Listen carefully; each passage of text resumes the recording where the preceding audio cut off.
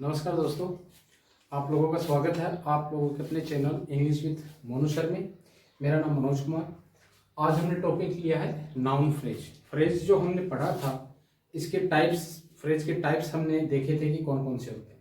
अब इनके टाइप्स को विस्तार से पढ़ने वाले हैं। जैसे कि हमने पढ़े थे कि नाउन फ्रेज होता है, एडजेक्टिव फ्रेज होता है, वर्बल फ्रेज होता है, एडवर्बियल फ्रेज होता है। ठीक है, तो अब एक प्रीपोजिशनल फ्रेज होता है।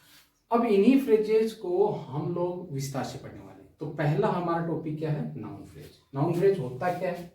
देखिए, ए ग्रुप ऑफ वर्ड्स, शब्दों का एक समूह, which works as a noun, जो कि नाउन की तरह काम करे। भाई हमने अब तक क्या सीखा है? जैसे मैंने लिख दिया, यहां लिख रहा हूं, she is a nice girl. ठीक है, अब हमें पता है ये सब्जेक्ट है, ये वर्ब है, आर्टिकल है, एडजेक्टिव है और कॉम्प्लीमेंट है। ठीक है, ये पूरा का पूरा है, इसे भी आप कॉम्प्लीमेंट बोल सकते हैं। इतना हमने पढ़ा है। अब ये काम सब्जेक्ट का जो कर रहा है ना, यहाँ पे मान लो दो या दो से ज्यादा वर्ड्स मिलके सब्जेक्ट का काम करते हैं, या फिर जो वर्ब के बाद जो ऑब्जेक्ट आता है, ऑब्जेक्ट में दो या दो से ज्यादा वर्ड्स मिलके ऑब्जेक्ट का काम करते हैं या कॉम्प्लीमेंट का काम करते हैं, तो वो क्या कहलाते हैं? फ्रेज कहलाते हैं। और वो कैसी फ्रेज होगी? Noun phrase. क्यों? क्योंकि हमें पता है सब्जेक्ट, वर्ब और कॉम्प्लीमेंट का काम कौन करते हैं? नाउन करते हैं। तो ये जो दो या दो से ज्यादा वर्ड्स होते हैं मिलके फ्रेज का काम करेंगे और वो नाउन फ्रेज का काम करेंगे, जो कि सब्जेक्ट बनेंगे, ऑब्जेक्ट बनेंगे या कॉम्प्लीमेंट बनेंगे। ठीक है, तो अब हम शुरू करते हैं इन एग्जाम्पल्स को। जैसे पहला एग्जाम्पल हमारा है, I like reading this book. तो अगर हम एक तरीके से देखें कि और सब्जेक्ट और वर्ब को के बाद जो ऑब्जेक्ट आते हैं उनको पहचानने का तरीका क्या है? देखिए, वर्ब से अगर हम आंसर लेते हैं हु, तो वो होता है सब्जेक्ट। जैसे अभी अभी मैंने लिखा she is a nice girl, तो who is nice girl? She.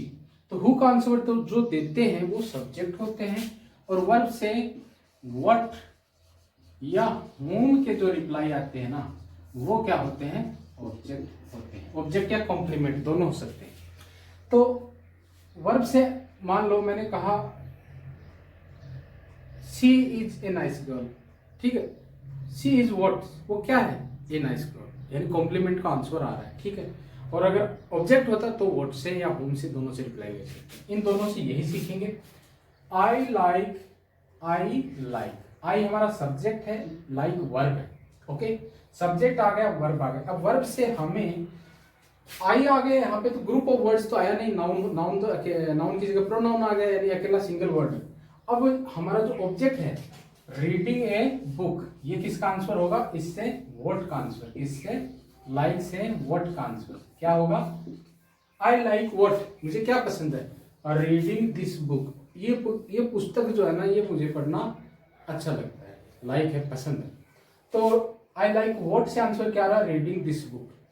अब अगर यहाँ पे एक वर्ड होता सिंगल, जो नाउन का काम करता है, आई लाइक दिस बॉय, अगर मैंने यहाँ पे ऐसा लिख दिया होता आई लाइक दिस गर्ल, तो यहाँ पे दिस गर्ल जो है ना, ये ऑब्जेक्ट हो जाता है इस लाइक का। लेकिन यहाँ पे क्या है? Reading this book. ठीक है, तो रीडिंग दिस बुक आया, तो ये क्या हो गया? ऑब्जेक्ट हो गया पूरा का पूरा। ठीक है, अब पूरा का पूरा ऑब्जेक्ट हो गया, तो ये फ्रेज है। क्या है ये? फ्रेज है। क्यों भाई? दो या दो से ज्यादा वर्ड मिलके अगर नाउन का काम कर दें तो वो फ्रेज कहलाते हैं। और वो कैसी फ्रेज होती है? नाउन फ्रेज होती है। समझ में आ गया? वर्ब जो है, इससे व्हाट का आंसर आ रहा है? रीडिंग दिस बुक, और ये ऑब्जेक्ट का काम कर रहे हैं, तो ये फ्रेज हो गया। कैसी फ्रेज है? नाउन फ्रेज है। कोई पीछे क्यों है नाउन फ्रेज? तो ये इसलिए है ये नाउन फ्रेज, क्योंकि ये पूरा का पूरा तीन वर्ड जो है ये मिलके ऑब्जेक्ट का काम कर रहे हैं। ओके, ठीक है। देखिए, अब इनको ना आप डिवाइड भी कर सकते हैं पार्ट ऑफ स्पीच में। ठीक है ना, वो कोई बड़ी बात नहीं है। जैसे रीडिंग जिरंड हो गया, दिस बुक, दिस एडजेक्टिव हो गया, डेमोन्स्ट्रेटिव एडजेक्टिव, और बुक आपका ऑब्जेक्ट हो गया। ओके, कोई बात नहीं। फिर नेक्स्ट चलते हैं, they got a huge beautiful house. They bought, subject verb, they bought what, उन्होंने क्या खरीदा, व्हाट से आंसर क्या आया है, ए ह्यूज ब्यूटीफुल हाउस, पूरा का पूरा। तो ये पूरा का पूरा क्या हो गया, फ्रेज हो गया, कैसा, नाउन फ्रेज। अब देखो इसको ना डिवाइड भी कर सकते हो, ए आर्टिकल है, ह्यूज आपका एडजेक्टिव है, ब्यूटीफुल भी एडजेक्टिव है, और ये आए किसके लिए है, हाउस के लिए है, हाउस ऑब्जेक्ट हो गया, ठीक। नेक्स्ट चलते हैं, one of our close relatives never drinks coffee. हमारे जो नजदीकी जो रिश्तेदार हैं उनमें से एक ऐसा है जो कि कभी भी कॉफी नहीं पीता है, ठीक है। तो one of our close relatives, ये पूरा का पूरा क्या है, सब्जेक्ट है, और नेवर क्या आ गया बीच में, एडवर्ब आ गया, ड्रिंक्स क्या आ गया, वर्ब आ गया, वर्ब, और कॉफी ऑब्जेक्ट, ठीक है। One of our close relatives never drinks what का आंसर क्या आ रहा है, कॉफी, तो ऑब्जेक्ट हो गया। Who never drinks coffee, who से आंसर जिसका आता है वो क्या होते हैं, सब्जेक्ट होते हैं। हु अगर इससे आंसर लेते हैं हु का, हु नेवर ड्रिंक्स कॉफी, कौन कभी भी कॉफी नहीं पीता है, one of our relative close relative, तो ये सब्जेक्ट हो गया पूरा का पूरा, और सब्जेक्ट हो गया तो ये फ्रेज है, कैसा फ्रेज है, नाउन फ्रेज है। अब इसको ना पार्ट ऑफ स्पीच में डिवाइड कर सकते हो, आप कोई दिक्कत नहीं है। वन एडजेक्टिव हो गया, ऑफ प्रीपोजिशन हो गया, आवर पजेसिव एडजेक्टिव हो गया, क्लॉज फिर एडजेक्टिव हो गया, और रिलेटिव्स ये नाउन, ठीक है, ओके। ये सारे के सारे किसके लिए आए, इस रिलेटिव्स के लिए आए। रिलेटिव्स कैसे हैं, क्लोज है तो एडजेक्टिव हो गया, रिलेटिव्स कितने हैं, वन है तो एडजेक्टिव हो गया, किसके हैं, ऑफ आवर्स, पोजीशन दिखाने के लिए, तो ये पजेसिव एडजेक्टिव हो गया, ठीक है, और ये प्रीपोजिशन हो गया, ओके। नेक्स्ट चलते हैं, Ram is a good and nice person. Ram क्या है, एक अच्छा और बेहतर इंसान है। तो राम इज व्हाट, राम क्या है, Ram is a good and nice person, ये पूरा का पूरा क्या हो गया, फ्रेज हो गया, नाउन फ्रेज हो गया, ठीक है। कैसे हो गया, देखिए, राम सब्जेक्ट, इज वर्ब, और वर्ब से व्हाट का आंसर कॉम्प्लीमेंट है। वैसे ही ये कॉम्प्लीमेंट कौन होते हैं, जो सब्जेक्ट के बारे में ही हमें बताते हैं, लाइक राम के बारे में ही हमें बताया जा रहा है, ये पर्सन कौन है, राम ही है, और यही कौन गुड एंड नाइस पर्सन कौन है, राम ही है, तो राम के बारे में ही जो आगे बताया जा रहा है, इसलिए ये कॉम्प्लीमेंट हो गया। दूसरा कॉम्प्लीमेंट यूज कब किए जाते हैं, जब बी की first form and second form main verb बने, मेन वर्ब बने, कौन बने, जब बी की फर्स्ट फॉर्म और सेकंड फॉर्म मेन वर्ब बने, तो वर्ब, किस वर्ब के बाद में सब्जेक्ट के कॉम्प्लीमेंट आते हैं, जैसे is, am, are, was, were, be. अगर ये मेन वर्ब बन रहे हैं, खुद ही मेन वर्ब बन रहे हैं बिना किसी की सहायता करे,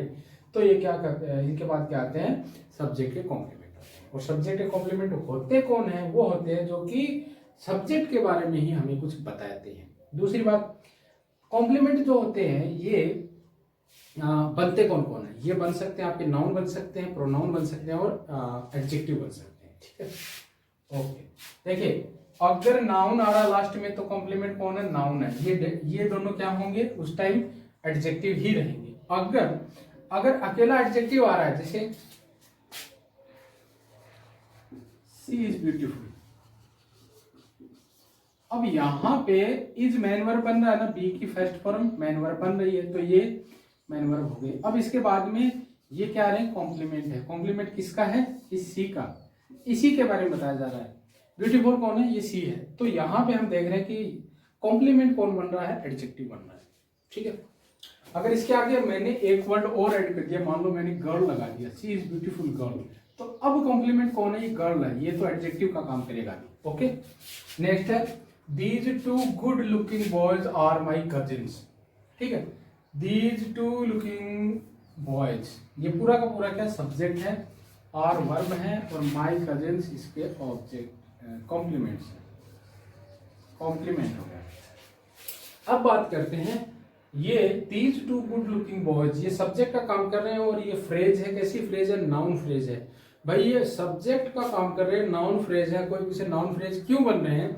क्योंकि ये सब्जेक्ट की जगह पे आए हैं। सब्जेक्ट की जगह पे आता कौन है? नाउन आता है। और जो नाउन की जगह पे 2 या 4 वर्ड मिलके नाउन का काम कर देते हैं वो नाउन फ्रेज कहलाते हैं। ओके, हाँ, तो अब बात करते हैं इस कॉम्प्लीमेंट की। कॉम्प्लीमेंट कौन बना? कजिन्स बने हैं। ठीक है, इन कजिन के बारे में यहाँ देखो, ये दीज टू गुड लुकिंग, ये गुड लुकिंग बॉयज हैं कौन? ये कजिन्स हैं, इसलिए क्या हो गए?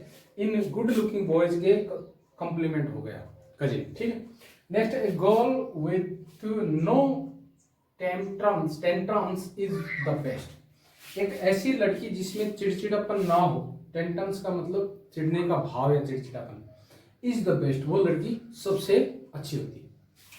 ए गर्ल विथ नो टेंट्रम्स, ये पूरा का पूरा क्या है? आपका नाउन फ्रेज है। क्यों? 2 से ज्यादा वर्ड है। ओके, मेन वर्ब कौन है? इज। द बेस्ट, बेस्ट जो है गुड की सुपरलेटिव डिग्री होती है, आपको पता है, इसीलिए इसके आगे क्या लगा? द लगा है। ठीक है, तो ये क्या हो गया? कॉम्प्लीमेंट हो गया। अब ये कोई बात करें कि सर आपने कहा था कि एडजेक्टिव होता है, तो ये एडजेक्टिव की ही तो डिग्री है ना, good better best, good better best. ठीक है, तो ये 3rd डिग्री है गुड की, और ये एडजेक्टिव ही होता है, सुपरलेटिव डिग्री कहलाती है एडजेक्टिव। ठीक है, तो इसमें ये फ्रेज हो गया, नाउन फ्रेज। ओके, इनको आप पार्टों किसी भी डिवाइड कर सकते हो, कोई बड़ी बात नहीं है। आर्टिकल है, नाउन है, प्रीपोजिशन है, नो जो होता है वो एडवर्ब होता है, और टेंटम से फिर से नाउन आ गया। ठीक है, ऑब्जेक्ट है, सॉरी ये ऑब्जेक्ट हो गए, इसके preposition. Next, the person in the black shirt is my friend. The person in the black shirt, ये पूरा का पूरा क्या फ्रेज है, और इज मैन वर्ब है, और माय फ्रेंड कॉम्प्लीमेंट हो गया। ठीक है, the man standing next to you lives close to my house. The man standing next to you, ये पूरा का पूरा क्या है? फ्रेज है। ठीक है, लिव्स मैन वर्ब है, और close to my house, close to my house ये क्या है? ऑब्जेक्ट। ठीक है, आई होप आपको ये समझ में आया होगा और अच्छा भी लगा होगा। अगर अच्छा लगा तो प्लीज़ लाइक करें, शेयर जरूर करें, अपने दोस्तों को बताएं, ताकि ये जो अच्छे और अच्छी क्वालिटी के जो चैप्टर हैं वो कुछ आगे आपके दोस्तों तक पहुंचे, उनकी भी थोड़ी सहायता हो सके। ठीक, तो मिलते हैं एक और अच्छे से टॉपिक के साथ, तब तक नमस्कार।